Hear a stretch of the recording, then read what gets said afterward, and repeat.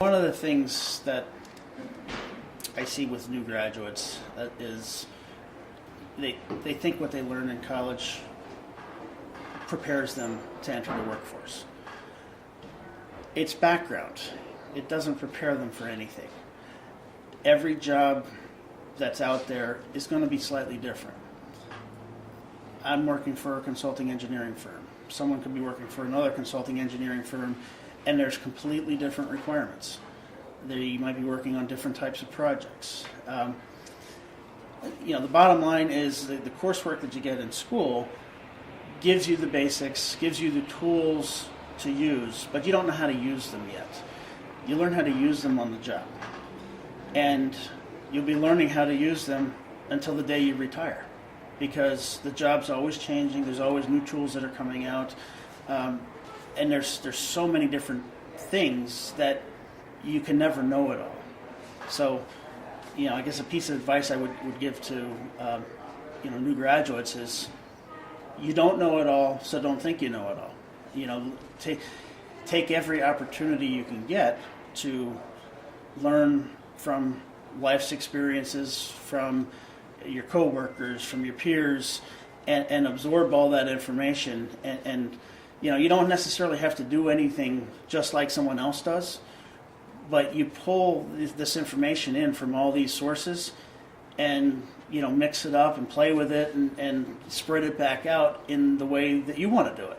And the first time you spread that might not necessarily be the way to go, but you have to you rely on your life's experiences to develop that intuition of what's right, what's wrong.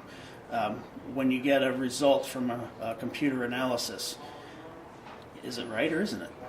You have to know that. The instinctual call of I have a beam spanning so far, it's got so much load on it.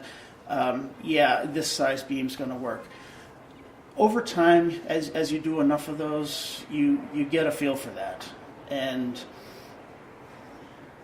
but every condition is different. So just because a W16 by 26 beam works in one condition for one span, you put it in the same span but different conditions, it might be off by a mile. You have to understand what's different about those two situations, and only by having done projects where you experience that and see how things come out do you develop that knowledge that you can then use to have your gut checks on it looks right or doesn't look right. I've seen a lot of new engineers come into our firm over the years where they're in their first year and they say something's okay by inspection, and my question to them is, how do you know? What did you inspect to know that this was right? They don't have the experience to do that.